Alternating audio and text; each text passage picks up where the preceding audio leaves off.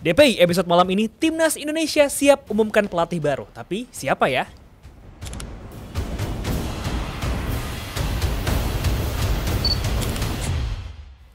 Banyak pemain cedera, derby North London lebih tepat disebut dengan derby pelanggan BPJS.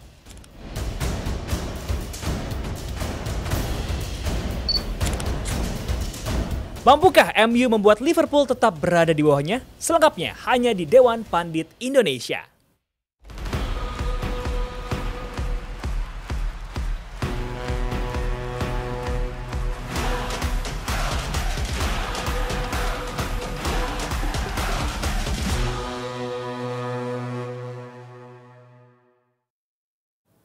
Happy Friday GM Team and welcome to Dewan Pandit Indonesia.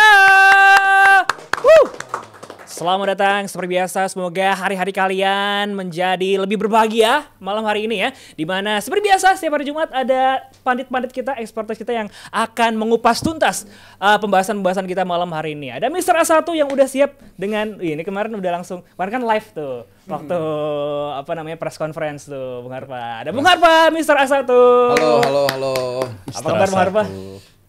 Ya begitu aja. Besar, hari besar ini, hari besar. Ada juga wonderkid kita, Rizal Malevi. Halo, thank you. Lagi-lagi satu ton ya. Satu ton, senada hari ini. Tapi sebelum kita ke pembahasan kita malam hari ini, tentu gue mau nanya dulu nih ke kalian GM Team. Pernah gak sih kalian pagi-pagi nih GM Team mau berangkat kerja, tapi starter mobil malah ngadat?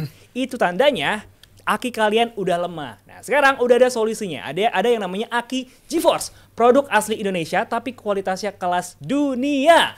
Nah, aki GeForce ini dirancang khusus buat iklim tropis Indonesia. Jadi tahan panas, tahan macet, dan kuat di kondisi jalanan kita. Sekali starter udah langsung nyala. Ada pilihan maintenance free juga, jadi kamu nggak perlu khawatir buat isi aki lagi, tinggal pakai aja. Nah, varian juga lengkap dari motor harian sampai mobil SUV semuanya lengkap. Jadi langsung aja cek di website geforcesantini.com atau Instagram di @geforce_id. Jadi buat kalian yang pengen akinya awet, kuat dan siap nyala kapanpun, pakai aja GeForce, aki jagoan dari Indonesia. Itu dia. Ini nih produknya nih, mantap. Jangan lupa tuh ya. Oke, kita langsung mulai aja dari topik yang udah hangat ini ya. Bung Harpa kayak udah siap juga memberikan tanggapan. Dimana kemarin sudah berlangsung press conference bersama PSSI ya. Dan salah satu keputusannya adalah mengangkat Coach Nova menjadi pelatih U20. Gimana nih tanggapannya Bung Harpa? Ya pertama sebenarnya gue udah agak hektik, udah agak jengah ya. Bahas timnas pelatih juga agak berapa hari ini agak bosen. Makanya mungkin sekitar ya hampir semingguan terakhir lah gue posting yang santai-santai aja. Tapi itu juga kadang-kadang dikaitin tuh. Gue posting makanan Padang. Oh ini maksudnya ini ya gitu. Arahnya ke sana ya. Padahal beneran gue posting yang kayak gitu-gitu. Terus gue posting es podeng. Ini maksudnya cluenya pelatih apa gitu. Dikira clue ya Bung Harpa ya. Gue bener pengen sedikit ini. Makanya kemarin gue sempat main ke sebuah konten kreator lah ya. Klub dari Premier League di Indonesia itu gue senang malah gitu. Tapi ya oke lah, nggak apa-apa. Kadang-kadang kita mau sedikit keluar dari kejenuhan itu, tapi selalu ada bahan gitu loh. Atau bahannya menghampiri. Termasuk juga ke konferensi pers kemarin kan, hari Kamis sore mundur kan, dari jam 15 mundur jadi 15.45 kalau nggak salah. Jadi mulai ke konferensi pers.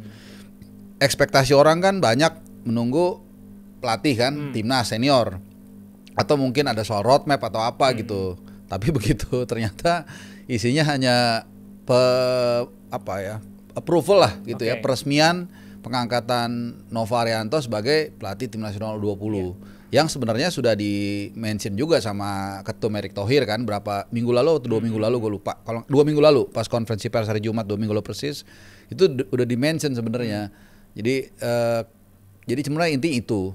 Nah kemudian wartawan yang ada kan coba untuk menarik ke topik yang lagi ditunggu-tunggu netizen kan, soal pelatih, soal roadmap dan lain-lain. Nah justru di situ agak menarik gitu.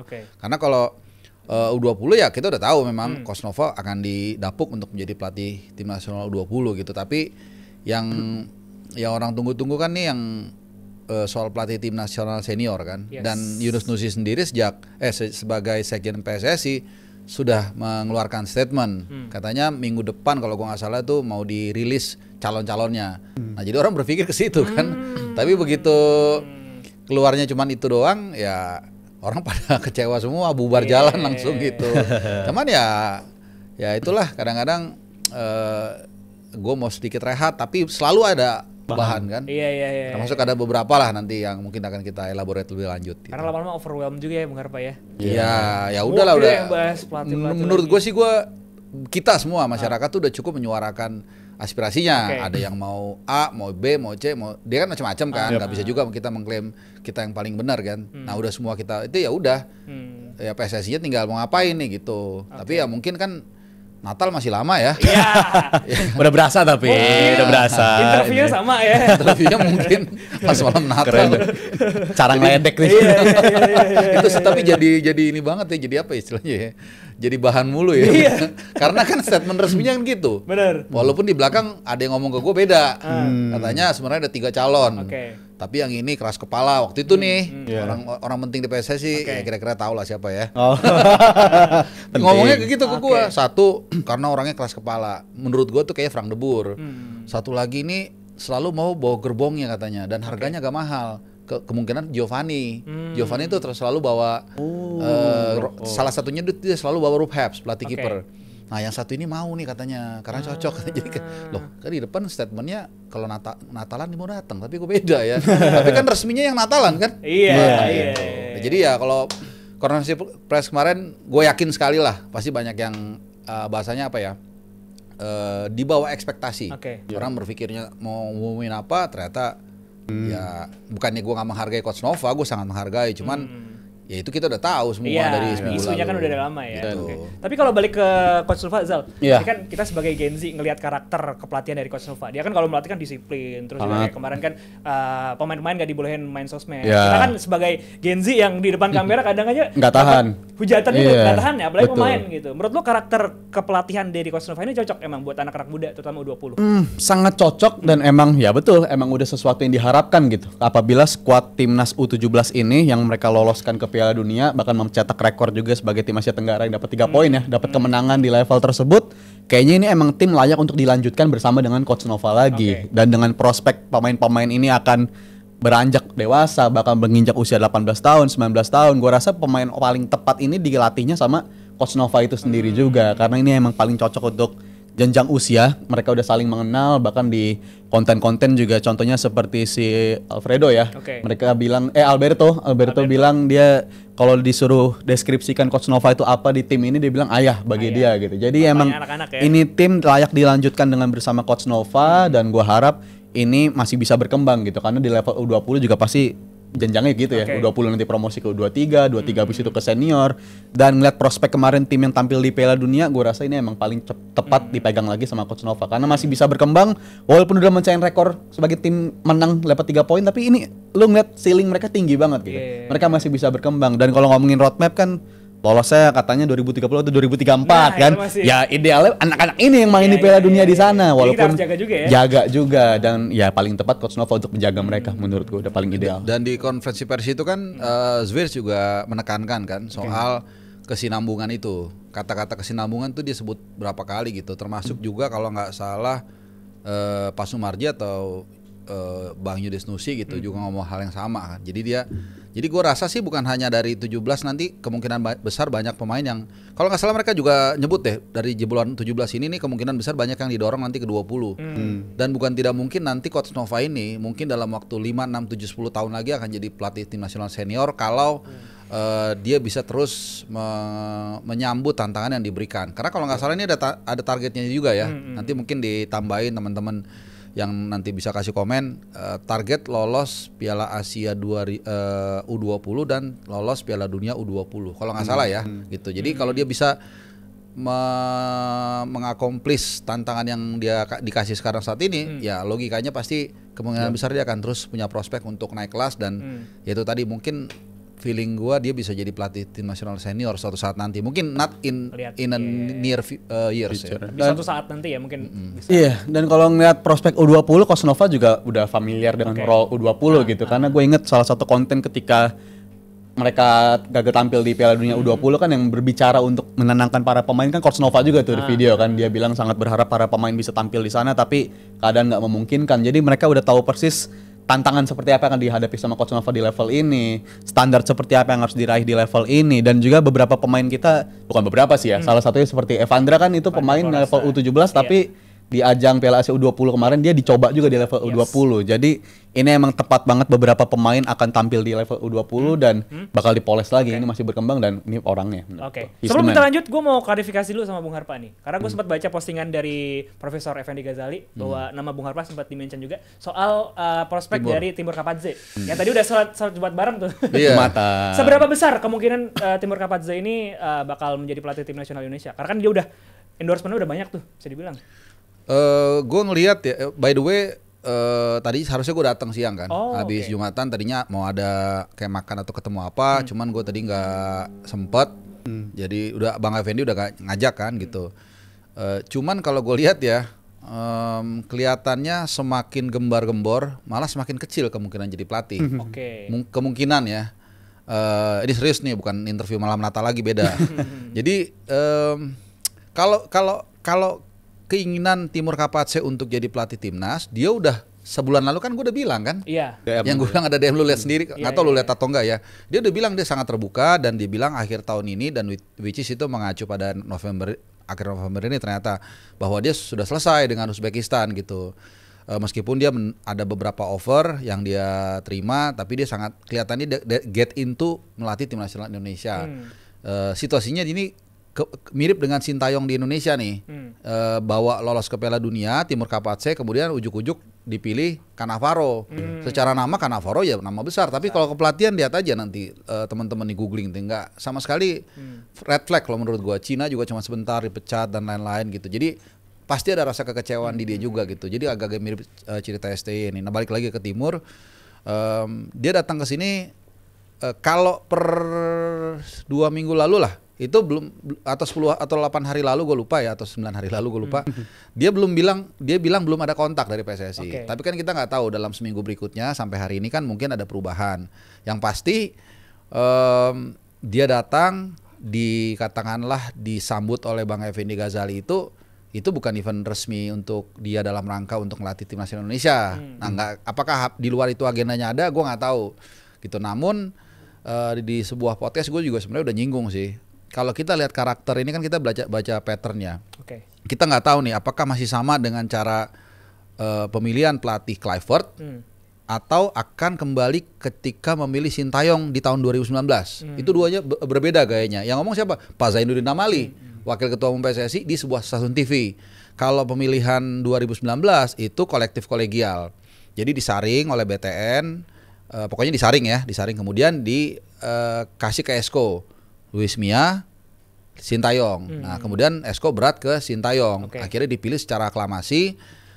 Jadi tanggung jawabnya pemilihannya kolektif kolegial. Kalau kalau salah pun kolektif kolegial. Nah, Kluivert kan nggak one man show kan, one man show, sehingga kalau sukses memang bapak itu yang akan terima semua kreditnya. Tapi kalau gagal, ya seperti saat ini juga. Dan satu yang mesti gua kasih tahu di sini, ini mungkin belum ada di mana-mana. Nah, ini nih eksklusif. Nah, itu sudah istilahnya apa ya? Bukan minta izin, ngasih tahu ke presiden. Waktu pemecatan Sintayong dan Miri Kluivert. Dan presiden sudah mengingatkan, lu bahaya loh. Nggak pakai lu ya, nggak mungkin ya. Ini bahaya loh. Kalau sampai gagal Anda bisa dihabisi. Menurut cerita dari seorang sumber yang sangat kredibel, Bapak itu, Pak Ete bilang, siap Pak, kalau perlu saya dipecat saya siap, katanya gitu. Dan ternyata kan kita lihat gamblingnya kan gagal kan, he puts all stakes dan ternyata nggak berhasil. Nah, kemungkinan sekarang akan kembali ke kolektif kolegial lagi, mungkin makanya lama. Nah, disaring dulu 5. Kalau memang seperti itu maka nanti akan diajuk Dirtek bekerja sama dengan BTN. Dirtek sangat teknis kan, dia akan ngasih tahu begini menit.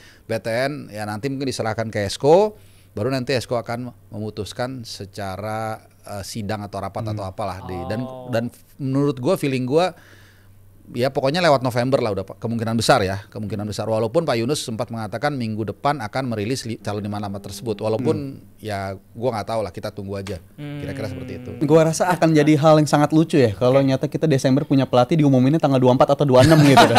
Boxing Day sekalian diumumin pelatih, lucu tuh kayaknya tuh. Iya, Jadi benar, silakan kasih waktu Natalan dulu, 26-nya kita punya pelatih. Itu lucu tuh kalau kayak gitu tuh. Tapi jujur ya, ngeliat kejadian tadi siang dengan hadirnya Timur Kapatze, habis itu sholat di Istiqlal dengan pakai baju batik. Ini kan coach Profesor Effendi Ghazali kan bilangnya komunikasi kan. Dia tahu persis urusan semiotika, tahu tanda-tanda sains gitu-gitu, dia bisa mainin itu tuh. Jadi sebenarnya dengan dia datang pakai batik, dia datang dengan sholat Jumat berjamaah. Itu udah simbol budaya menurut gua. Dia main ke arah sana menurut gua. Menarik. Alam bawah sadar kita dibikin mikir. Tadi kan kita pernah bahas juga nih episode Jumat juga di 2 minggu 3 minggu lalu, kita bilang kriteria pelatih kita harus yang bisa melatih kelompok umur dan juga kenal budaya. Kultur. Iya, itu udah sangat kental kultur kita. Batikan tuh kan simbol bangsa kita kan. Simbol bangsa kita, identitas kita pakai batik. Jumatan berjamaah hari Jumat tuh Istiqlal. Itu kita banget simbol itu. banget itu. Bagi itu bukan cuma simbol bagi umat muslim doang, ada jembatan penyambung terowongan antara katedral dan juga Istiqlal. Itu penyambung banget. Jadi secara gue menduga-duga ya, Effendi Ghazali dengan segala gelarnya di komunikasi, dosen UI juga, dia memainkan semiotika kita, gue rasa nih. Dia main di alam bawah sadar kita dan kita mikir, ya secara budaya dia contreng semua nih, masuk semua nih. Jadi jujur momen tadi siang gue ngeliat di Jumatan, gue mikir kayak gue lagi ngeliat pelatih baru timnas kita nih, pelatih baru timnas Indonesia. Jadi gue mikir, tadinya gue ngerasa 2025 kita nggak akan ngeliat pelatih baru buat timnas senior, tapi ngeliat tadi siang, gue agak bergeser, kayaknya cocok di Boxing Day diumumin tanggal 26 tuh. Gue ngeliat gitu Bung Arpa. Jadi kayaknya gue ngeliat ini pelatih baru kita nih kayaknya. Pendekatannya bagus ya. Gue mesti nanya Bang Effendi nih, dia pakai batiknya inisiatif sendiri apa disuruh sama Bang Effendi? Tapi bagus ya, cocok ya. Iya cocok. Batiknya. Motif batik juga jadi perdana tuh. Nanti dicari kita. Apa gitu kan? Soalnya maknanya pasti bersayap tuh kan. Maknanya apa? Tapi ya itu poin gue adalah gue kayak ngerasa lagi ngeliat pelatih baru kita dan udah ada di depan kita. Karena tadinya kan nama-nama udah banyak beredar. Heimir juga dikaitkan Irlandia kan. Tapi Heimir enggak lah, udah Irlandia. Itu unik tuh Bung. Itu dari awal gue juga udah langsung ragu, maksudnya dia kan lagi on the track untuk lolos ke Piala Dunia kan. Terus kalau nggak salah 2-3 hari kemudian ngalahin Portugal. Terus abis itu pokoknya dia lagi bagus lah, kayaknya kecil lah kemungkinannya lah. Itu gitu. lucu menurut gua, karena momen ketika dia dikaitkan ke timnas itu kan lagi jeblok sebenarnya. Dia di on the brink of sebelum Portugal kan kalau nggak salah. Jadi pas dia momen dikaitkan ke Indonesia meningkat banget performanya. Jadi selamat dia. Berarti semua yang menjelang mau di rekrut atau yang sudah mantan bagus, kayak Curaçao lihat ya, ditinggalin Kluivert lolos. Takdirnya begitu kayaknya. Siapa tahu 2030 kita lolos ke Piala Dunia nih kan. Warisan ini. Tapi ngomongin soal calon pelatih, kita punya beberapa nama-nama nih. Ada 5 nama yang menjadi kandidat untuk pelatih timnas Indonesia. Katanya ya ini ya. Ini menurut info yang beredar nih ya. Ada Timur Kapatze, Heimir, ada Bojan Hodak, ada Luis Mia, dan juga Antonio Conte. Ini dari mana tiba-tiba muncul ini? Ini kan menurut kalau dilihat dari link atau mungkin networking dapat nih Pak Ketum kita kan ke Antonio Conte. Gini ya. Tapi apakah realistis secara budget? Nah itu. Sebelum ke budget, ada beberapa nama, kalau nggak salah tuh ada satu pelatih kebangsaan Italia yang pernah di Inggris, itu antara Mancini atau Ranieri ya, gue lupa. Mungkin antara itu ya. Jadi ini orang nggak mau ngasih tahu nama, dia ngasih kode aja. Calon. Nah, kok bisa agennya yang ngajuin? Jadi nama-nama yang beredar ini mungkin ada yang memang kita asumsikan cocok, ada yang memang agennya nyodorin aja gitu. Nah, di antara nama-nama ini ya kita nggak tahu nih, katanya sih Heimir ini agennya yang ngajuin ya. Mungkin ya. Nah, kalau bicara Antonio Conte, kayaknya budgetnya nggak masuk deh. Kayaknya ya. Bakal kayak Mancini ke Arab gitu ya budgetnya mungkin ya. Ya, Arabnya sanggup tapi. Arabnya sanggup. Dan kalau kalau Arab memang kan kayak ibu-ibu yang sanggulan pejabat ya. Kalau beli makanan harganya langsung dinaikin, tahu. Nah, kalau ke Arab kan gitu juga karena orang tahu duitnya banyak kan. Tapi apapun itu, Mancini, Conte kan satu-satu letting kan. Harganya sih menurut gue terlalu mahal, dan pengalaman Conte apa sih di tim nasional apalagi di Asia kan nggak ada. Di luar Eropa juga nggak pernah kan.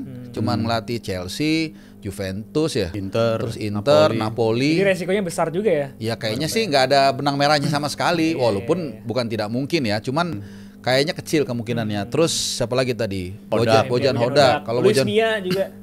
Bojan Hodak dulu deh. Bojan Hodak gue udah berkali-kali bilang, menurut gue sih sayang ya. Mendingan dia lagi bagus di Persib, biar aja Persib cemerlang di ACL 2. ya.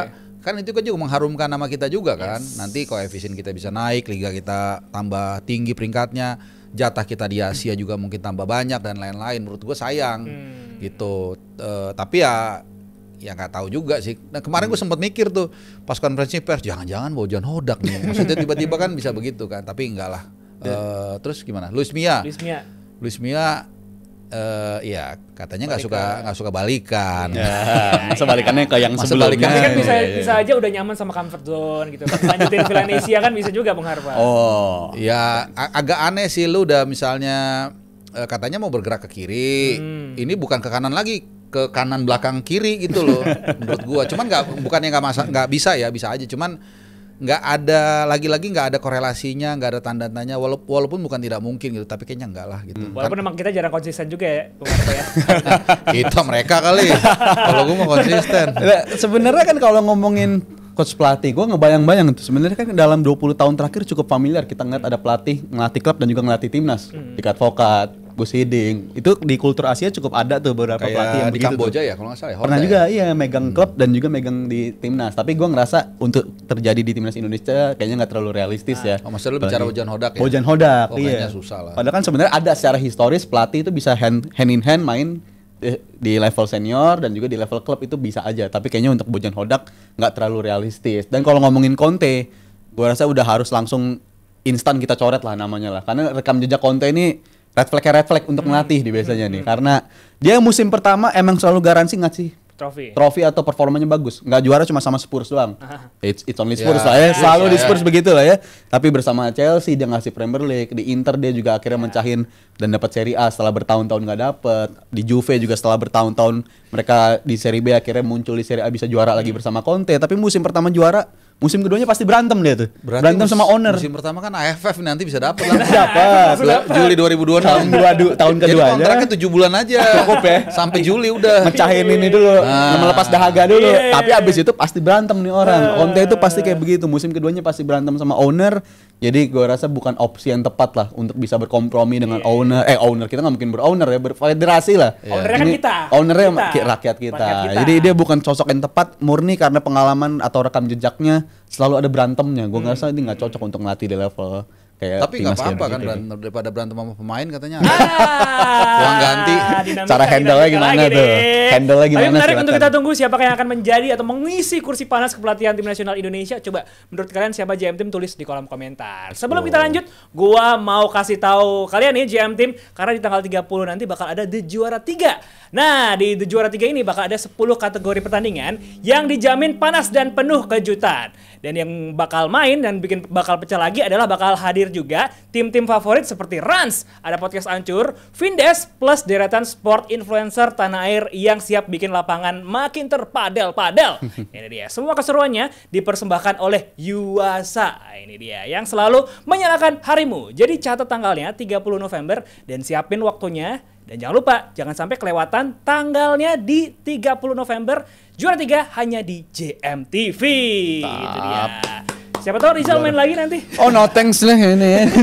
Kemarin kan padel series ikut kan? Iya. Lu main pedal aja. Main Bung, tapi ya bulan-bulanan gue ikut turnamen gue. Oke, dari tim nasional Indonesia kita beralih ini ya ke North London Derby yang lebih Penalti. tepat disebut sebagai ini derby pelanggan BPJS nih ya, karena ada 19 pemain yang cedera Yeah. antara Spurs dan juga Arsenal. Kalau ngelihat terutama Arsenal ini ya, kehilangan salah satu bukan cuma back tapi juga leader dan juga goal scoring defender Gabriel ya. Ngelihat kehilangan dari Gabriel di North London Derby ini gimana buat Arsenal dan Arteta nanti? Bung Harpa dulu. Coba mungkin. gue dulu. Bung Harpa dulu. Ya Gabriel ini kan kalau nggak salah 1-2 bulan ya. Ya. Agak lama lah, termasuk nanti akhir bulan lawan Chelsea juga dia nggak bisa main. Ya jelas ini kehilangan yang sangat luar biasa karena dari 4 sisi di lini belakang Arsenal yang paling yang paling firm kan duet di lini tengahnya ya. Ya. Nomor 2 tuh yang lumayan kuat di kiri, nah kanan yang suka berubah-ubah walaupun terakhir cukup reguler dengan Timber kan. Ya.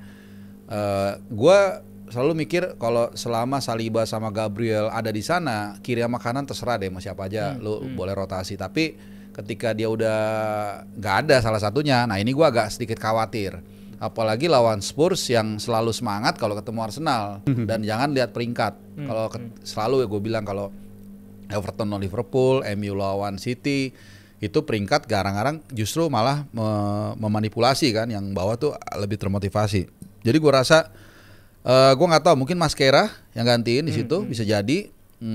Dan Spurs juga gue lihat pertahanannya terakhir cukup kuat. Van de Ven ini bola-bola matinya ternyata mereka juga bahaya. Good juga. Gue sampai nyesel waktu itu ya nggak mainin Van de Ven di IPL. Padahal kapan tuh 2 gol kan? Iya, subur. Jadi ini akan jadi North London Derby yang nggak gampang buat Arsenal. Apalagi mereka dalam posisi pressurize dengan MU itu 4 poin, dengan Chelsea itu peringkat 3 ya. Itu 6 poin kalau nggak salah ya. Jadi Liverpool 8 poin ya. Ya, jadi ini menurut gua salah satu ujian awal Arsenal untuk dia mencoba untuk jadi juara dalam 22 tahun ya, kalau gua nggak salah.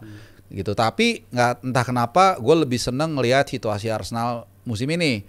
Karena sepertinya nggak terlalu mutlak kayak 2-3 tahun lalu ya. 2-3 tahun lalu kan yang sempet 3/4 musim di atas tuh. Kayak kalau lu ketemu Madrid unggul 2-0. Kayak anjrit kayak ini tipuan ini jebakan gitu. Nah, demikian juga dengan Arsenal. Kalau nggak salah 2022-23 sampai 23-24 deh kalau gua nggak salah, itu kan yang 2 kali lumayan tinggi kan posisinya. Itu rasanya makin lo jauh di atas Arsenal, karena gue fans Gunners ya, gue makin khawatir sebenarnya. Serius. Tapi kalau kayak gini-gini masih belum pasti. Terus poinnya masih dikit. Kemudian mungkin nanti seri lawan Spurs, terus nanti City menang, bedanya jadi tinggal 2, mungkin gue malah lebih seneng. Sehingga fans Arsenal maupun juga Mikel Arteta itu nggak cepet puas kayak 2-3 tahun lalu.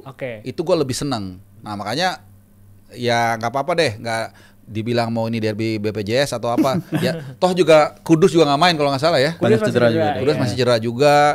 Terus siapa lagi ya? Kudus, yang baru masih dari awal, Kulu dari awal.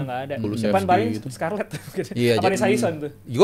Gue sih jujur nggak masalah, seri aja deh. Yang penting jangan kalah, dan mudah-mudahan yang lain juga nempel-nempel, tapi jangan terlalu mepet, jangan terlalu jauh. Gue sebagai point of view dari fans Arsenal seperti itu. Gue sih ngelihatnya tapi sulit Bung Harpa ya, karena mereka game terakhir udah hilang poin lawan Sunderland, dan gue ngeliat karakter Arsenal tuh kayaknya untuk yang musim ini khususnya gue ngelihat mereka bisa hilang secara poin berturut-turut di 2 game gitu. Karena di game terakhir lawan Sunderland mereka udah sempat ketinggalan, nyamain kedudukan, habis itu jadi unggul, habis itu kebobolan lagi dengan cara yang karakternya bukan Arsenal banget lah. Kebobolan di masa injury time kayak begitu ya. Jadi mereka pasti evaluasi dari sana, tapi gue sepakatnya dari segi ujian. Ini ujian yang menurut gue belum kita lihat buktinya di musim ini. Karena kenapa gue bilang begitu? Ketika Saliba cedera, mereka bisa keluar dari tekanan kayak begitu. Karena Mosquera bisa tampil bagus dan Saliba ternyata bisa tergantikan. Untuk di kiri ya mereka tebal di posisi itu. Di kanan juga mereka punya kualitas dengan Timber dan juga Ben White ready selalu. Tapi kalau kehilangan Gabriel, ini kita belum lihat benchmarknya nih kayak apa nih. Karena dalam beberapa momen gue justru mikir back terkuat Arsenal udah bukan lagi Saliba sekarang, tapi Gabriel ini. Dari segi penguasaan bola, dari segi defending, dan juga dari segi mencetak gol. Jadi Arsenal hilang 1 pemain tapi hilang 3 output di sana gitu. Dari segi bertahannya, dari segi bola matinya dalam urusan mencetak gol, dan juga passing dia. Yang secara posisi dia kaki kiri tuh sekarang valuable banget, back tengah tapi kaki kiri, dan crossingnya, diagonalnya itu bakal kehilangan, dan itu bagi gue belum ada solusinya untuk Arsenal. Mungkin solusi yang nggak terlalu populernya adalah Calafiori ini kan punya karakter bisa main di back tengah juga. Ditarik ke tengah. Ditarik ke tengah, karena back tengah kaki kiri itu harganya dihargain mahal banget lah ya. Back jadi gue bisa siapa? Back kirinya bisa MLS, bisa Luis Kelly gitu. Karena untuk struktur posisi tubuh dalam ngasih passing, ngebuka badan, gue bilang ini kayaknya masih butuh pemain kaki kiri, dan Calafiori bisa aja mengisi di posisi itu. Emang CB kalau kaki kiri nilai plus dia.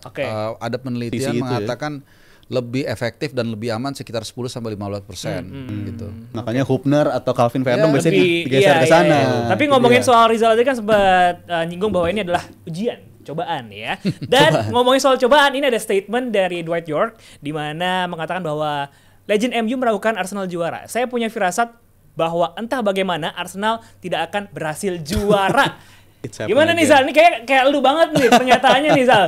Nggak lah ya, gue dari awal bilang Arsenal harusnya Harusnya kan? tahun ini. Tapi kalau Dwight York ngomong gitu dengan tanda-tandanya masih ada, mungkin dia teringat dengan periode-periode sebelumnya yang mana Arsenal tuh biasanya emang hilang bensin di posisi Februari, Maret gara-gara ada kombinasi cedera dan juga Oke. dari kombinasi hektik itu berpengaruh. Tapi itu kan kondisi di mana Arsenal musim-musim sebelumnya nggak punya kedalaman squad kayak sekarang. Sekarang udah Justru dalam sekarang dalam banget dan justru kalau emang itu terjadi apa yang dikatakan oleh Dwight York, gue bilang itu udah last nail on the coffin bagi Arteta gitu. Udah nggak ada lagi kesempatan setelah Apa tadi?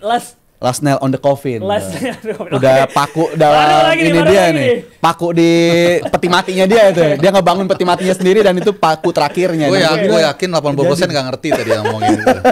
Jadi udah terakhir, udah selesai lah. Itu benar. kesempatannya udah banyak. Udah, Ini oke. paku terakhir buat nutup selamanya nih buat kesempatan si Arteta itu musim selesai. ini kalau sampai nggak juara. Oh. Jadi kalau sampai nggak juara ya temenin Bang Abrar tuh silakan lari ke Lari GBK tuh. Dari Panjang ke GBK. Iya. Tadi hari gue ini. nonton juga dia ngomong kan di KPI kan. KPI bener. Jadi gue mau nambahin juga kalau Arsenal nggak juara, gue temenin lu berlari. Pancoran ke Kalau GBK. Arsenal nggak juara berarti Bung Harpa dan juga Bang Abrar Abrar. bakal lari dari Pancoran ke GBK. Udah banyak gitu. relawan dari KPI juga bilang gue mau nemenin Bang Abrar. Jadi tenang aja, rame nanti lumayan. PS2 ya tapi ya PS2 ya. Kalau gue jujur ya biar seru-seruan aja. Jadi kalau menang ya gue senang, kalau nggak menang ya kita lari sehat. Tapi kalau balik pernyataan Dwight York tadi, ini emang objektif atau nyinyir doang nih Bang Enggak, Harpa? benar tadi yang sama kayak Rijal bilang. Dia kan ngomong gitu sebenarnya kadang-kadang kalau orang langsung bisa mikir ke satu kesimpulan, apalagi orang yang sudah punya pengalaman seperti dia, ya itu kan bukan asbun sebenarnya. Walaupun belum tentu benar. Ya itu tadi karena sudah ada pattern yang terjadi kan, gitu-gitu aja galak di awal, kemudian nanti ke press rise, ketemu six pointer misalnya, nanti ketemu kan kayak City lah nih kemungkinan besar ya yang jadi head to headnya nanti kepleset kalah. Itu kan udah terjadi berkali-kali. Gitu sama kayak orang meramal kayaknya ini mau hujan nih bukan asal-asalan karena dia tak ada mendung kan dan setiap hawanya panas bakal hujan. Nah, itu kan hasil kontemplasi yang seperti itu gitu. Walaupun ya bukan tidak mungkin di series gonna be Arsenal years mungkin aja kita nggak tahu gitu. Toh saat ini mereka ada di puncak klasemen, memang masih belum terlalu jauh poinnya. Tapi again yang gue bilang tadi, pokoknya gue seneng. Bahkan kalaupun siapapun yang juara nanti, mudah-mudahan tuh ketat sampai akhir. Dan kalau bisa jangan hanya 2 tim. Makanya di awal-awal kita kan di sini ditanya nih siapa yang juara posisi 1, 2, 3. Nah itu gue berharap sebenarnya antara ada Liverpool, ada City, ada Arsenal. Memang 3 ini kan yang sebenarnya kandidatnya yang cukup kuat. Nah itu mau yang pada akhirnya yang juara Liverpool pun, mau City pun, mau Arsenal pun, mudah-mudahan tuh ditentukannya pekan ke-37 dan mudah-mudahan masih 3 tim ini tuh masih compete sampai di ujung gitu. Tadi Bung Harpa nyebut six pointer tuh menarik ya. Six pointer tuh kan ibaratnya 2 game yang hasilnya 6 poin gitu kan. Itu sesuatu yang krusial banget. Apa yang dipelajarin sama Arteta, dia pernah bilang di interview hal apa yang bikin lu nggak juara di musim 22-23. Tadi Bung Harpa juga dinyinggung tuh momen ketika mereka udah leading tapi di akhir mereka nggak juara. Bulan April ketemu City itu. Banyak orang kan bilang itu gara-gara mereka hilang poin lawan Southampton, West Ham. lawan West Ham dan juga lawan Liverpool. 3 game ketika mereka hilang poin berturut-turut. Tapi kalau bagi Arteta, mereka bisa aja menangin 3 game itu tapi nggak juara juga. Why? Karena six pointernya kalau lu nggak bisa menang dari lawan tim pesaing terdekat lu, itu sia-sia bagi dia. Iya, apalagi kalah kan. Iya. Lu Itu nggak boleh mendapatkan tuh. poin terus lu ngasih 3 poin ke pesaing utama lu. Dan itu Gitu. yang Dan harus itu biasanya kan dihindari. mentality. Maka balik lagi yang sering berkali-kali gua katakan, kenapa Man United di era Ferguson bisa juara berapa 13 kali ya kalau nggak salah ya atau whatever lah gitu. Karena dia selalu di awal musim tuh nggak terlalu peduli, malah cenderung agak memang ya masuk gigi 2 aja sengaja gitu. Secara natural ya mungkin ya. Mungkin Ferguson nggak akan ngomong udah lu nggak usah dapat poin nggak. Pokoknya dia nggak dikencengin aja gitu. Dan akhirnya begitu paruh musim kedua masuk, baru tuh bener-bener dia force terus kan tahun 95 ya dia ngejar 96 dia ngejar Newcastle. 2009 dia ngejar Liverpool kalau gua nggak salah. 2014 juga 2013 apa ya? 13. Itu leading deh ya. Pokoknya beberapa kali lah. Dia ada beberapa kali itu lawannya udah leading jauh. Sama kalau di balapan gue pernah bilang juga Schumacher. Selalu dia begitu start dia nggak langsung dihajar depan, dia di gini mulu urutan kedua kan. Biar tetap kompetitif ya. Nah, nanti ditunggu tuh kayak kalau di National Geographic singa tuh mau ngambil sabar aja. Momentumnya harus pas ya ditungguin ya. aja, dia nggak langsung Iya, teriak-teriak mau wewe gitu enggak. Nah, itu yang kadang-kadang yang kalau belum pernah juara, tim yang belum berjuara seperti Arsenal, let's say dalam 5-10 tahun terakhir, itu tidak punya tools untuk mengatasi itu. Dan yang mengkhawatirkan gue nambahin lagi kalau soal 6-pointernya, kalau sampai Arsenal musim ini nggak juara, gue rasa mereka berhak untuk menyalahkan ke game apa? Game lawan City di Emirates. Mereka di kandang harusnya itu menang, mereka nggak menang, satu sama di situ, dan game di Anfield kalah 1-0, satu-satunya kekalahan mereka di musim ini. Gue bilang kenapa itu 2 game yang layak disalahkan? Kalau sampai mereka nggak juara, artinya untuk 6 pointers mereka belum bisa dapetin nih. Walaupun kita tahu susahnya minta ampun buat 6 pointers dari 2 tim tersebut, tapi untuk ngatasin mental block itu yang harus lo atasin. Gimana caranya lo bisa dapat poin setidaknya di Anfield lah. Karena rekor Arsenal di Anfield jelek, dan itu menurut gua kalau sampai nggak juara, salah ini 2 game itu tuh. Belum dan bisa. tantangan di depan mata, North London Derby udah di depan mata, dan kita punya prediksi line up ini yang akan diturunkan oleh Spurs dan juga Arsenal. Kalau kita lihat, Richarlison mungkin ya. Zal, ngelihat ini kan juga kedua tim juga lagi dihantam badai cedera. Richarlison di depan, Merino bahkan si Gyökeres juga doubtful ya. Doubtful. Nah, ngelihat line up ini, siapa yang mungkin atau posisi mana yang mungkin bakal jadi mismatch, yang ketidakseimbangan antara kedua tim nih? Posisi tengah ya, karena gue bilang Spurs ketika datang Simons musim ini dia sama sekali belum bisa ngasih impresi yang bagus. Jadi dia bukan satu-satunya orang pindah ke Bundesliga bisa yang kesulitan, bukan tapi cuma Wirtz doang. Media tapi ngancurinnya Wirtz doang. Tapi Simons pun juga dia datang dengan harga cukup mahal. Dan bahkan di game lawan Chelsea dia udah masuk sebagai pemain pengganti di menit belasan.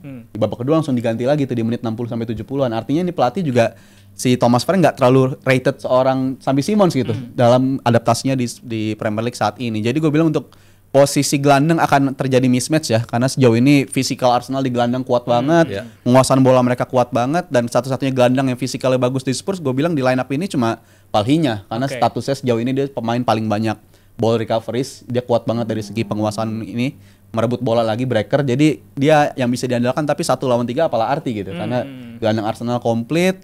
Tapi Spurs mungkin dia bisa berharap banyak karena mereka punya away records yang bagus musim ini. Mereka away records tuh kalau di klasemen peringkat 2, tapi kalau main di kandang peringkat 19. Spurs. Jadi Spurs ini ya. mereka lebih bagus ketika tampil tandang ketimbang main di kandang. Jadi maksudnya menang nih lawan Arsenal. Harapan mereka cuma itu doang sebenarnya. Harapannya di situ, tapi Mungkin selain belum itu ketemu Arsenal jadi rekornya bagus. masih di atas jadi ya. Tapi sulit untuk terjadi lagi. Simons berapa sih di Boyong? Harganya mahal, 50 lebih ya? 60-70 kalau nggak salah. Iya. Tapi 60-70 hari gini kan masih sedang normal kan? lah ya. Sedang Iya. ya. Sama kayak Sobo lah harganya. Kalau gue lihat boleh langsung aja nih. Boleh silakan Bung Harpa. Ya, kalau gue lihat sih objectively ya memang musim ini lini tengah Arsenal cukup kuat. Zubimendi salah satu menurut gue pembelian yang underrated. Mungkin awal-awal nggak banyak yang lihat.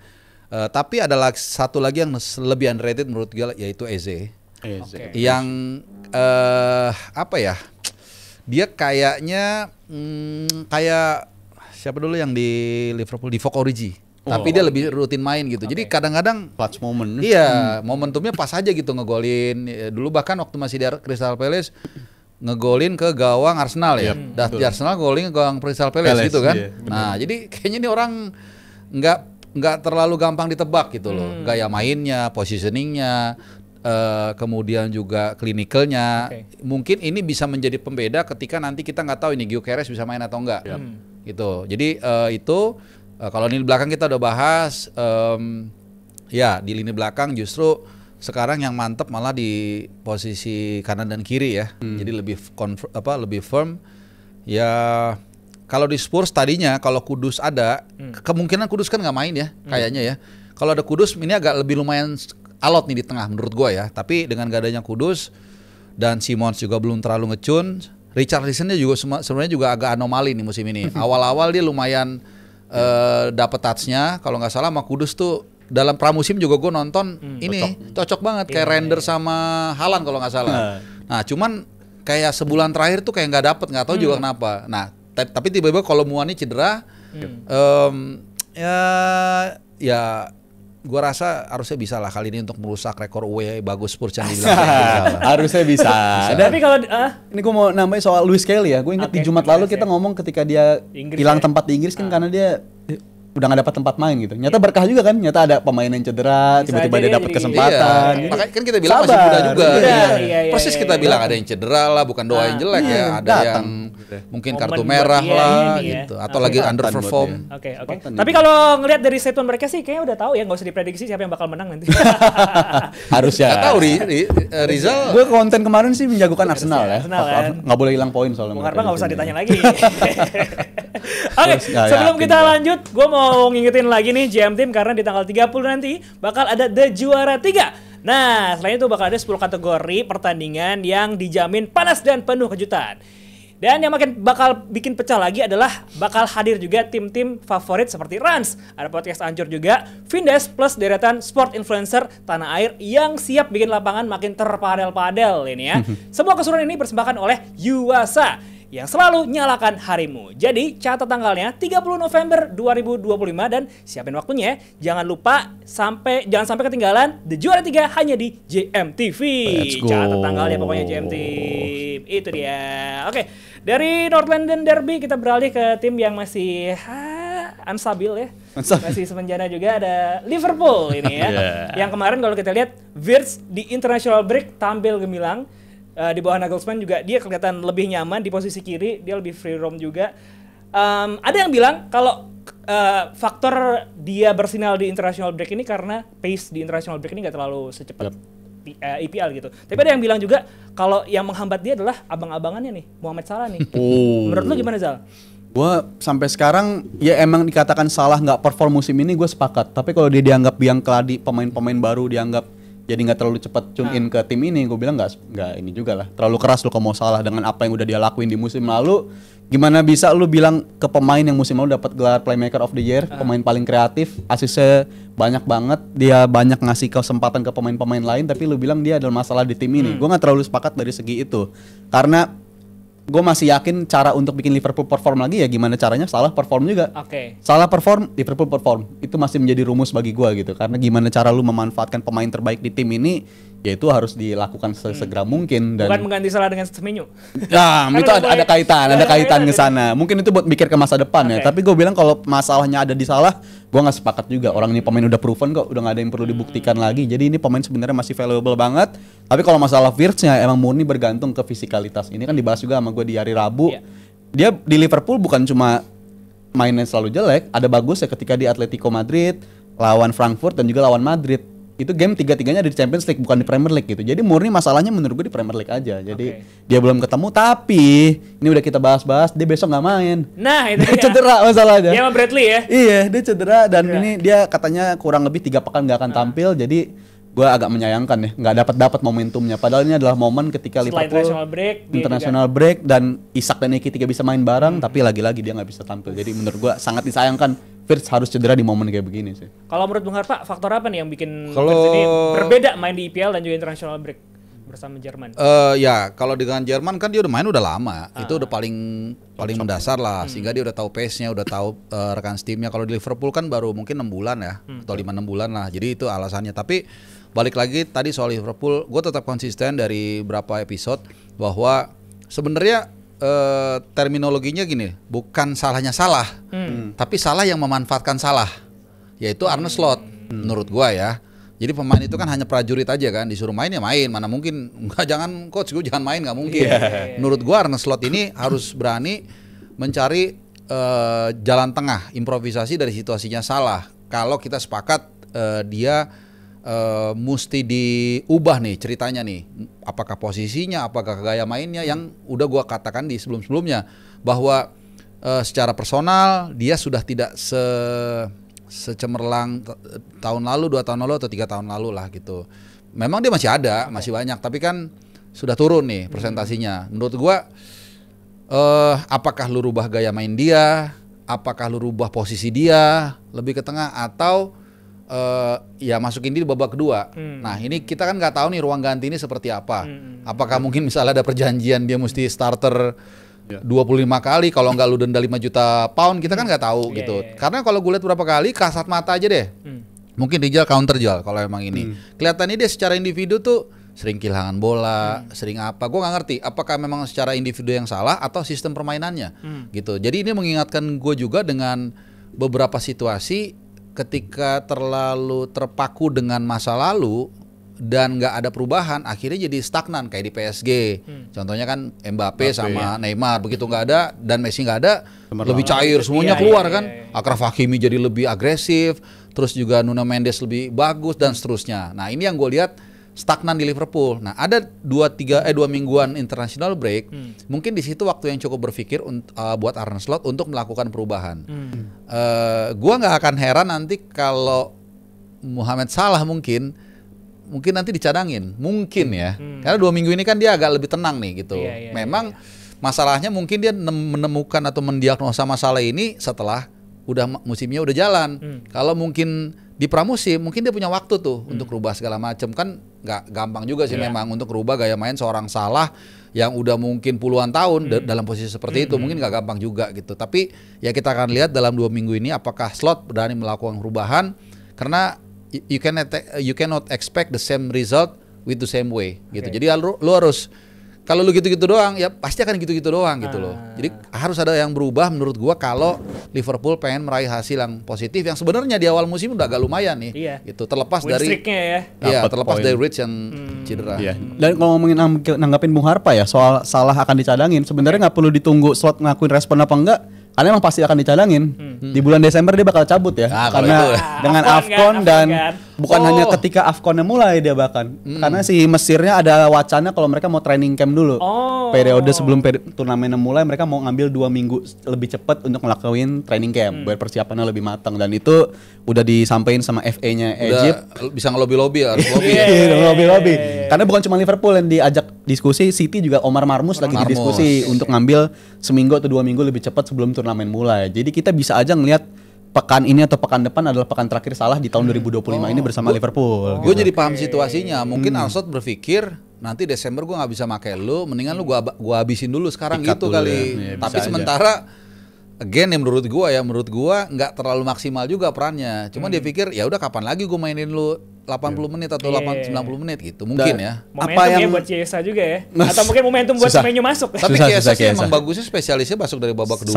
Itu masalahnya. Tapi Gattuso bilang ada yang salah dari dia kan. Ketika dia dipanggil tapi tetap nolak untuk tampil gitu. Itu pasti ada sesuatu dalam Chiesa dan kita belum tahu apa itu. Tapi kalau untuk Salah, yang membedakan antara musim ini dan musim lalu itu gue ada baca data dari Opta Analis ya. Dia bilang kalau disajin data Liverpool posisi mana yang paling ngeblank dari segi ngasih pressure ke lawan supaya lawan build up-nya itu nggak nyaman. Ternyata yang paling bikin lawan itu nyaman ngelakuin build up itu posisi winger kanan dan winger kiri. Mereka nggak apply cukup pressure di posisi itu. Mungkin kalau Salahnya nggak ngepress itu bisa aja. Tapi kalau dua sisi sekaligus menurut gue berat, karena sampai sekarang kan pengganti Luis Diaz belum ada gitu. Belum digantikan secara like for like playernya. Mungkin Semenyo bisa menjadi solusi, tapi kalau untuk Salah sekarang dia nggak ngasih itu sementara ini, dan juga kehilangan partner terbaik dia di sisi kanan kan Trent Arnold itu juga susah kan. Tapi kalau ngomongin secara ini gue seneng nih, akhirnya media-media luar akhirnya membahas lagi gara-gara Robertson di interview nangis gara-gara dia ngomongin Jota. Gue pernah ngomong abis El Clasico ada sesuatu yang alamin sama pemain ini yang nggak bisa kita analisa nih di bangku ini, karena kita belum pernah ngeliat satupun tim habis juara hal yang bikin mereka ngumpul lagi adalah ngubur temennya. Itu sesuatu yang belum pernah kita lihat, dan di Atletik itu bagus artikelnya, dia bilang XG bisa kita teliti lah, habis itu nggak juara bisa kita pahami apa yang menjadi masalah mereka nggak juara, tapi XG expected grief atau kadar kedukaan pemain itu nggak bisa kita analisa tuh, karena mereka masing-masing berbeda kondisinya. Gue yakin salah satu yang paling terdampak. Robertson, lu bayangin hari terbesar lu sebagai kapten Skotlandia, lu bawa tim lu lolos. Hal pertama yang dia ucapin adalah Diogo Jota. Gimana bisa itu? Kehilangan banget ya. Rasa kehilangan banget. Jadi ini sesuatu yang menyebar di satu tim menurut gue. Dan itu susah. Tapi emang kepesannya agak lumayan bertubi-tubi juga ya. Iya, betul. Pertama keputusan dia, mungkin waktu dia ngelepas Luis Diaz, Liverpool berpikir memang ada Diogo Jota di sana kan. Tapi kan orang nggak ada yang tahu kan. Terus kemudian kedua Salah juga nggak terlalu jalan, dan Isak juga belum teruji. Jadi kayak sayap kanan kiri juga selalu nggak konsisten kan, walaupun terakhir Robertson udah agak lumayan kan. Jadi dari awal yang menurut gue Liverpool begitu meyakinkan dan cukup menjanjikan untuk bisa 21 kali juara, tapi dari serangkaian bertubi-tubi masalah ini kayaknya agak nge-drag down mereka juga sih. Dan gue nggak ngerti ya, mungkin kalau kemarin agak sedikit sabar, Arne Slot nahan Luis Diaz dan gak usah beli Isak, mungkin lebih bagus kali ya. Karena Isak juga sekarang nggak terlalu berfungsi so far, iya nggak sih? Banyakan dia Ekitike juga lagi nyembuhin dirinya soalnya Isak kan iya. efek nggak ikut pramusim itu berpengaruh banget bagi dia. Tapi ya kalau Dias kan emang dianya mau cabut gitu kan. Diasnya emang mau cabut, dia minta Gajinya gaji juga lebih kan. gede. Dan ya itu gue di hari Rabu juga bilang ada kemiripan antara Liverpool musim ini dan PSG musim lalu. Ketika mereka ngerasa ada kehilangan di posisi winger, akhirnya datengin Kvaratskhelia. Dan gue bilang ini bisa aja solusinya ya datengin winger untuk nyembuhin dulu posisi pressure itu harus diadain. Banyak duit Liverpool ya, gila ya. Masih tebal. Gila lu, beli Masih tebal. Wirtz, beli Kerkes, Isak. beli Frimpong, Isak. Banyak. banyak. Tebal. Tapi bakal ketemu Nottingham Forest, tim yang kemarin satu-satunya yang nggak bisa dikalahin di musim lalu. Iya. Prediksi gimana? Ya Liverpool lah, tetap menang lah. Karena kan kemarin juga abis menang kan sebelum international break si Newcastle si Forest lawan Leeds kemarin. Iya, mereka sejak dilatih sama Sandes kayak nemu lagi identitasnya ya. Tapi untuk Liverpool, ya mereka main di Anfield lagi. Ini sesuatu yang diharapkan sama Slot ketika dia bilang kenapa lu belakangan kalah terus, karena kita rindu akan Anfield. 5 dari 6 kekalahan mereka itu kan datangnya dari partai away. Jadi mereka butuh main di Anfield, dan ini adalah periode yang mana akhirnya Liverpool ketemu tim yang di peringkat bottom 10 gitu. Karena sebelumnya top 10-nya udah banyak yang ketemu tuh, kesulitan mereka. Tapi sekarang ketemu bottom 10, ya season starts from now bagi Liverpool. Musim baru dimulai secara mindset ya. Secara mindset mungkin di beberapa poin musim baru dimulai sekarang, karena ini adalah periode yang tadi Bung Arko udah jelasin tuh. Fergie biasanya memanfaatin periode ini untuk tancap gas karena nggak ada lu keganggu sama international break sampai bulan Maret. Dan ini periode yang ideal bagi Liverpool buat nyembuhin diri lah. Healing dulu. Prediksi Bung Arko, Pak? Ntar lu, pertahanannya masih ada nggak ada Baker, masih goyah, jadi mungkin kebobolan tapi menang. Jadi mungkin 2-1, 3-1 Liverpool menang. Liverpool ya. Menarik. Cukup lah, yang penting menang aja lah, gue nggak perlu. Sama ya. Tapi dari The Reds kita beralih ke The Reds Devil, di mana kemarin juga kita sempat dengar pernyataan dari Amorim, di mana dia menyatakan bahwa ini nih kita ada pernyataannya. Saya pikir saya berubah sebagai seorang pelatih. Saya melihat banyak hal yang berbeda setelah melatih MU. Saya datang dengan satu ide bermain, cara membangun serangan, dan saya mengubah semua itu. Di Premier League, kami sangat fokus pada data, jadi Anda perlu mengubah cara Anda bekerja. Anda perlu beradaptasi. Ini juga pernyataan dari Amorim. Dan menurut kalian nih, kalau seorang pelatih menyatakan pernyataan seperti ini tanda bahwa dia ini lemah atau emang objektif aja gitu? Atau emang... Good question sih sebenarnya. Dia lemah atau apa? Tapi dia beberapa kali menunjukkan rasa kelemahannya itu dan dengan cara yang positif menurut gua, dampaknya gitu. Karena dia di tahun lalu nggak perlu waktu lama bagi dia untuk dia ngomong kalau ini adalah skuad terburuk MU sepanjang sejarah yang pernah kita lihat di Premier League. Terus dia ngomong juga sesuatu yang kita agak mind blowing gitu waktu itu, apalagi kayaknya banyak deh. Oh, dia ngomong soal abis kalah dia mecahin TV di ruang ganti, dia jujur banget akan hal itu. Dan menurut gua cowok yang kayak begini nih, green flag juga nih, nunjukin sisi vulnerability-nya gitu, sisi kerentanannya, dan ternyata pemain jarang bisa connect dan mau bekerja untuk dia. Dan gue nggak malu untuk mengakui gue salah menilai dia di awal musim ini, karena gue menjagokan dia untuk dipecat. Ada 3 game yang bakal jadi ujian bagi dia, tapi ternyata dia lulus dari 3 game itu. Dan menurut gue dia 1 tahun anniversary ya, 1 tahun menjabat di pelatih MU, udah banyak sesuatu yang dia ubah dan itu menjalan ke arah yang positif. Jadi untuk sekarang berada di atas Liverpool, itu udah good point bagi mereka sih, berada di atas Liverpool kan kan. Apa yang dia ubah udah bagus kan. Saat ini udah. Bukan ngeliatnya gimana? Apakah ini layak untuk dikatakan oleh seorang pelatih gitu? Ya, kalau lagi trennya bagus emang enak ya. Ngomong apa aja, dan memang harus dimanfaatkan untuk menjaga validasi bahwa dia adalah pelatih yang tepat mengarungi Manchester United.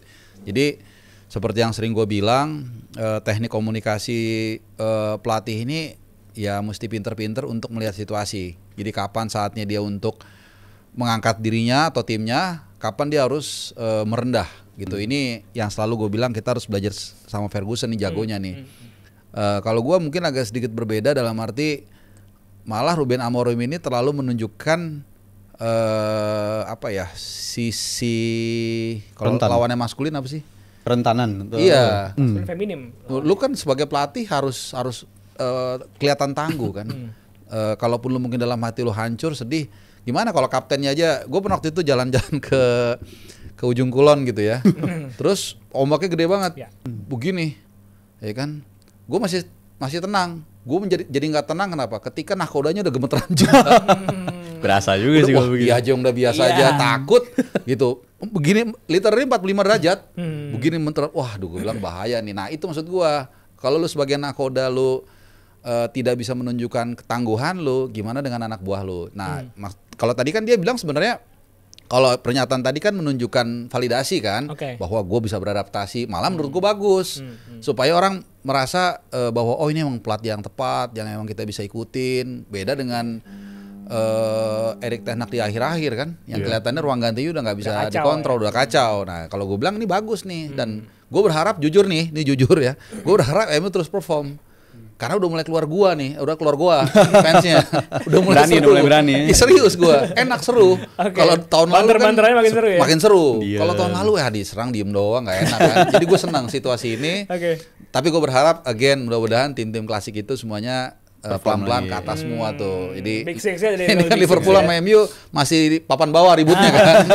MU-nya seneng gue di atas lu nih. Nah, mudah-mudahan nanti MU masuk ke peringkat 3, Liverpool juga ke peringkat 3 juga kalau Oke. pokoknya papan atas lah. Pokoknya biar seru lah. Oke. Iya. Ada blessing in disguise ketika mereka akan berhadapan dengan Everton musim ini, yang mana Sesko emang lagi nggak perform dan mereka akhirnya kehilangan Sesko karena cedera. Gua rasa dia cedera, gue bukan mendoakan pemain untuk cedera ya, tapi cederanya dia datang di periode yang mana gue mikir di beberapa game terakhir sebelum dia cedera, kayaknya emang harusnya dia diparkirin dulu deh, atau dicadangin yang nggak ditampilin dulu, tunggu di FA atau ditampil di mana. Tapi lihat dia cedera, ini kan memberi ruang untuk pemain-pemainnya untuk perform di sana gitu, karena mereka masih Zirkzee masih ada di sana dan bisa dikasih kesempatan. Karena Sesko ini menurut gue belakangan lawan Spurs juga harusnya itu bisa mereka menangkan kalau Sesko bisa konversi peluang itu, tapi dia nggak bisa ngelakuin. Dan emang kan sebenarnya tugas striker MU untuk situasi sekarang bukan untuk mencetak gol aja menurut gue, tapi gimana caranya provide Kunyanya dan juga Mbemonya, karena ini paling mesinnya untuk saat ini. Emang mainnya bagus banget berdua dan itu harus dimanfaatkan. Dan mereka udah cukup stabil sekarang ya, bisa terhindar dari kekalahan yang seharusnya game kalah menurut gue. Lawan Forest dan lawan Spurs udah ketinggalan 2-1 tapi bisa ngasih respon. Itu udah good karakter. Dan untuk lawan Everton, kalau mainnya di Goodison gue bilang berat, tapi karena ini faktor Old Trafford dan di musim lalu pun menangnya 4-0 juga, gue bilang ini momentum bagi MU untuk melanjutin tren positif. Jadi tren positifnya masih berlanjut. Bung Arpa lawan Everton, apakah prediksi gimana? Tren positifnya masih bakal lanjut nggak nih? Terakhir 4-0. Kalau sedikit gue ulas ya tadi, kalau gue soal Sesko nggak terlalu inilah. Sesko kan juga nggak menjadi katalisator banget kan di performa terakhir MU. Tapi gue lebih khawatir Bemo sama si Kunya kan. Si Kunya ini kalau sampai kenapa-kenapa.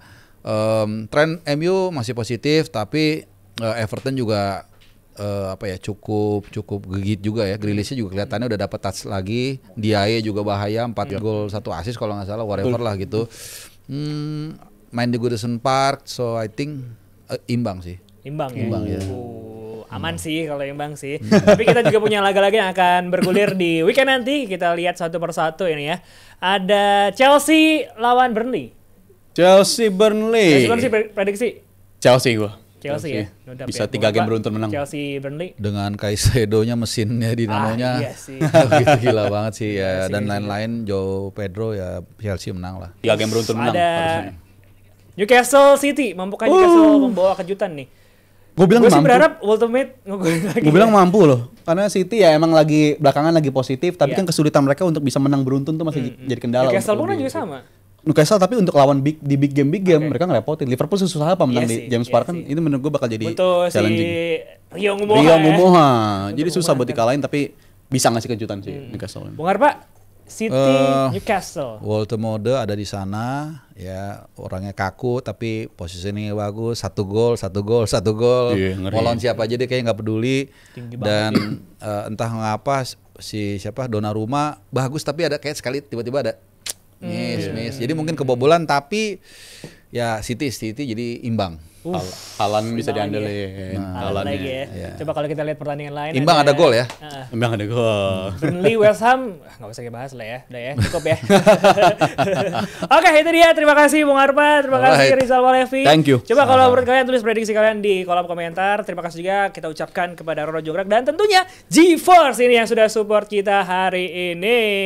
Sekali lagi tungguin nanti tanggal 30 ada The Juara 3 dan terima kasih juga buat JMU yang udah nonton, yang udah nyawer juga. Jangan lupa untuk nonton klip-klip dari DPI di channel Dewan Pandit Indonesia. Kita ketemu di DPI episode berikutnya. Bye-bye. Happy weekend.